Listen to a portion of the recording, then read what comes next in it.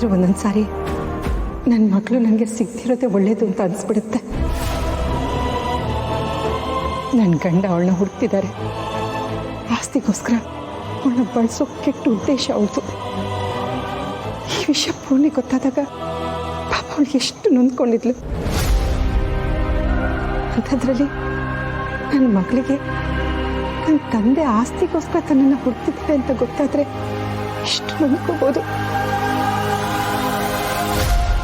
ಪೂರ್ಣಿ ತನ್ನ ಮಗಳು ಅಂತ ಗೊತ್ತಾದ ಮೇಲೂ ಜನಾರ್ದನ್ ಅವಳನ್ನು ಮನೆಗೆ ಸೇರಿಸ್ಕೊತಾನೆ ಅನ್ನೋ ನಂಬಿಕೆ ನನಗಿಲ್ಲ.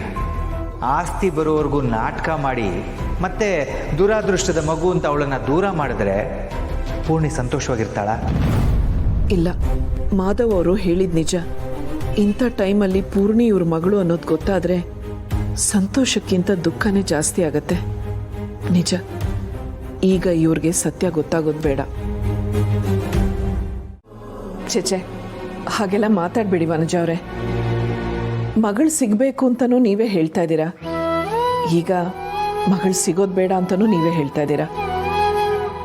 ನಮ್ಮ ಬೇಡಿಕೆಗಳೇನೇ ಇದ್ರೂ ದೇವ್ರ ಇಚ್ಛೆ ಏನಿರುತ್ತೋ ಅದೇ ನಡೆಯೋದು. ನೀವು ಯೋಚನೆ ಮಾಡಬೇಡಿ, ನಿಮ್ಮ ಗೊಂದಲಗಳಿಗೆಲ್ಲ ದೇವರೇ ಉತ್ತರ ಕೊಡ್ತಾನೆ. ನಿಜ ತುಳಸಿ ಅವರೇ, ಏನು ನಡೀತಿದೆ ಅಂತಲೇ ಅರ್ಥ ಆಗ್ತಿಲ್ಲ. ಇಂಥ ಟೈಮಲ್ಲಿ ಏನು ಮಾಡಬೇಕು ಅಂತಲೂ ಗೊತ್ತಾಗ್ತಿಲ್ಲ. ಏನಿಲ್ಲ, ಪ್ರತಿಯೊಂದನ್ನು ದೇವ್ರ ಮೇಲೆ ಹಾಕಿ, ಆ ಭಗವಂತನೇ ನೋಡ್ಕೋತಾನೆ. ಇನ್ನು ಮುಂದೆ ನಿಮ್ಮ ಮಗಳೇ ಎಲ್ಲೇ ಇದ್ರೂ ಚೆನ್ನಾಗಿರಲಿ ಅಂತ ಬೇಡ್ಕೊಳ್ಳಿ. ಇದೆಲ್ಲ ಸರಿ ಹೋಗಿ ನಿಮ್ಮ ಮಗಳು ನಿಮ್ಮ ಕಣ್ಣೆದ್ರಿಗೆ ಆದಷ್ಟು ಬೇಗ ಬರೋ ಹಾಗಾಗಲಿ.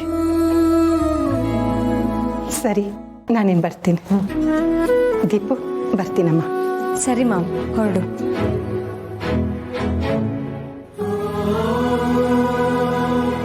ಪೂರ್ಣಿನ ಹುಡುಕ್ತಾ ಇದ್ದೀರಾ? ಮಾಮ್, ನಂಗೆ ಸ್ವಲ್ಪ ಕೆಲಸ ಇದೆ, ನೀನು ಹೊರಡು.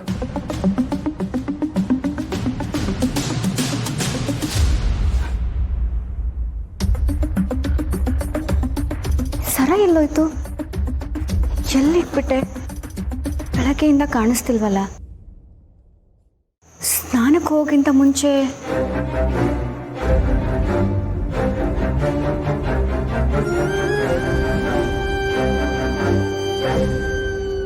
ಸಾರಿ ಅಮ್ಮ, ಸಾರಿ ಅಪ್ಪ. ಮನೆಗೆ ಗೆಸ್ಟ್ ಬಂದಿದ್ದಾರೆ. ಆ ಗಲಾಟೆಯಲ್ಲಿ ನಾನು ನಿಮ್ಮನ್ನು ಮರ್ತೇ ಬಿಟ್ಟೆ. ನೀವು ನನ್ನ ಜೊತೆ ಇಲ್ಲದೆ ಇರ್ಬೋದು, ಆದರೆ ನಿಮ್ಮಷ್ಟೇ ಪ್ರೀತಿ ಕೊಡೋವಂಥ ಹೃದಯಗಳು ನನ್ನ ಜೊತೇಲಿ ಇದೆಯಲ್ಲ, ಅದನ್ನು ನಾನು ಅದೃಷ್ಟ ಮಾಡಿದ್ದೀನಿ. ತಾಯಿ ಪ್ರೀತಿನೇ ಗೊತ್ತಿಲ್ಲದೆ ಇರೋಳಿಗೆ ತಾಯಿ ಪ್ರೀತಿ ಹೀಗೆ ಇರುತ್ತೆ ಅಂತ ತೋರಿಸ್ಕೊಟ್ಟವ್ರು ಅವರು. ಸರಿ ಸರಿ, ನಿಮ್ಮ ಜೊತೆ ಮಾತಾಡ್ತಿದ್ರೆ ಹೊತ್ತೋಗೋದೇ ಗೊತ್ತಾಗಲ್ಲ. ಬನ್ನಿ ಹೋಗೋಣ. ಪೂರ್ಣಿ, ಪೂರ್ಣಿ, ಬಂದೆ ಅಮ್ಮ.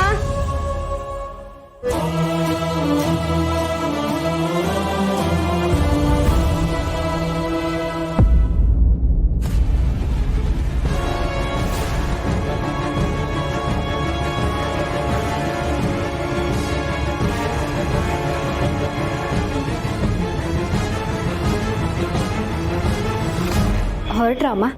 ಹೌದಮ್ಮ, ಲೇಟಾಗಿದೆ. ನಾನು ಮತ್ತೆ ಬರ್ತೀನಿ.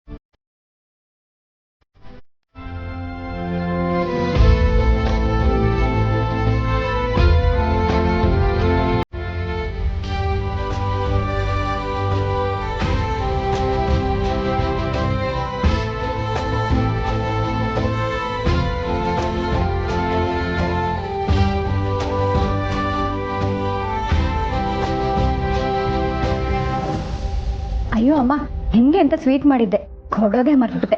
ಒಂದು ನಿಮಿಷ ಬಂದೆ.